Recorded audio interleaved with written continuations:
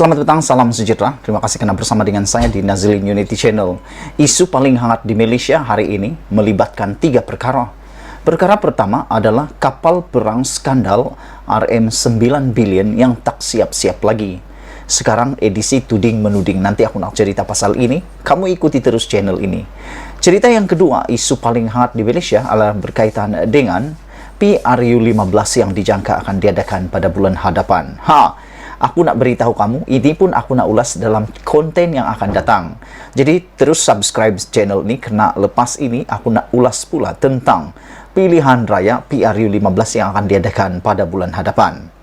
Dan yang menariknya petang ini, isu yang aku nak ulas petang ini, isu ketiga yang paling panas di Malaysia berkaitan politik semasa adalah tentang jawatan timbalan Perdana Menteri. Hari ini telah disahkan satu-satunya calon bakal timbalan Perdana Menteri Malaysia.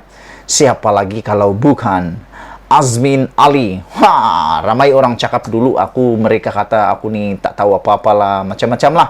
Tapi sebenarnya betul lah apa yang aku kata.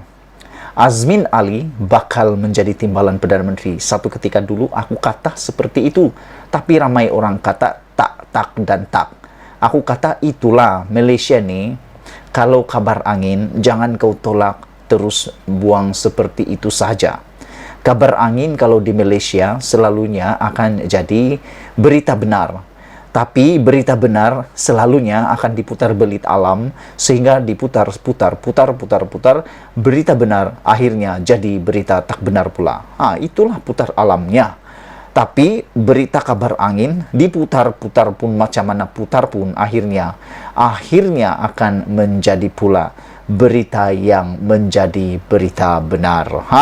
Hari ini disahkan bahawa satu-satunya calon tunggal bersatu yang akan menjawat jawatan timbalan Perdana Menteri menurut satu sumber yang boleh dipercayai adalah Azmin Ali. Sebelum kita nak ulas tentang jawatan ini, aku nak tanya kepada kamu semua, layakkah Azmin Ali menjadi timbalan Perdana Menteri? Itu soalan pertama. Yang kedua, tercapaikah hasrat Azmin Ali mahu menjadi Perdana Menteri atau timbalan Perdana Menteri kerana telah dicalonkan sebagai timbalan Perdana Menteri ini?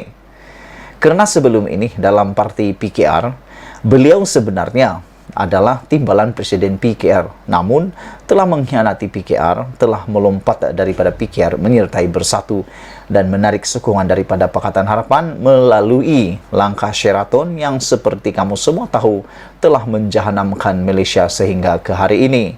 Rentetan daripada langkah Sheraton itu berlakunya ketidaktentuan politik di Malaysia, ketidakstabilan politik di Malaysia yang berterusan kerana semua Perdana Menteri yang dilantik daripada Muhyiddin Yassin sehinggalah Ismail Sabri Yaakob sebenarnya bukan pilihan rakyat tetapi pilihan parlimen. Pilihan rakyat hanya boleh diterima apabila dipilih melalui pilihan raya umum. Tetapi Muhyiddin Yassin dan Ismail Sabri Yaakob hanya menjadi Perdana Menteri melalui pilihan parlimen, bukan pilihan rakyat. Walau bagaimanapun, kedua-dua Perdana Menteri ini sebenarnya mempunyai peranan dan mempunyai sumbangan yang tidak kurang besarnya. Memang besar. Bagi Muhyiddin Yassin, beliau telah berjaya membawa Malaysia mengharungi saat paling hitam dalam sejarah Malaysia, iaitu saat di mana Malaysia menghadapi pandemik COVID-19. Manakala Ismail Sabri Yaakob pula membawa Malaysia menghampiri keluar daripada kemelut politik, dan juga beliau, kalau kamu masih ingat, beliaulah sebagai peneraju kepada perjuangan menentang pandemik COVID-19 pada satu ketika dahulu.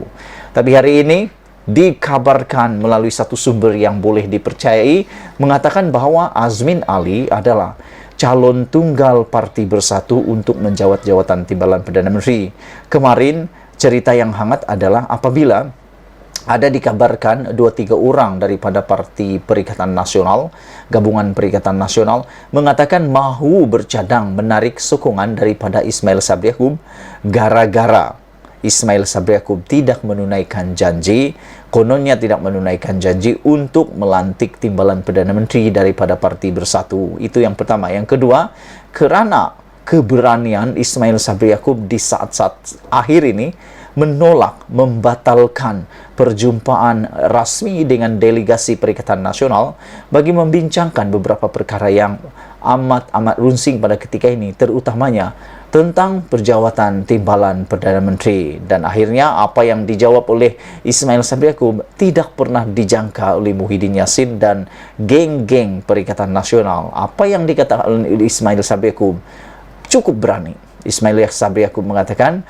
sekiranya ada parti yang coba-coba menarik sokongan daripada kerajaan, beliau kata mahu tidak mahu tidak boleh dielak lagi, PRU terpaksa diadakan. Ini memberi makna Ismail Sabri Yaakob tidak akan letak jawatan, tetapi beliau sendiri yang akan membubarkan kabinet, membubarkan parlimen bagi memberi laluan kepada PRU 15, bukan seperti Muhyiddin Yassin dan juga Mahathir Mohamad.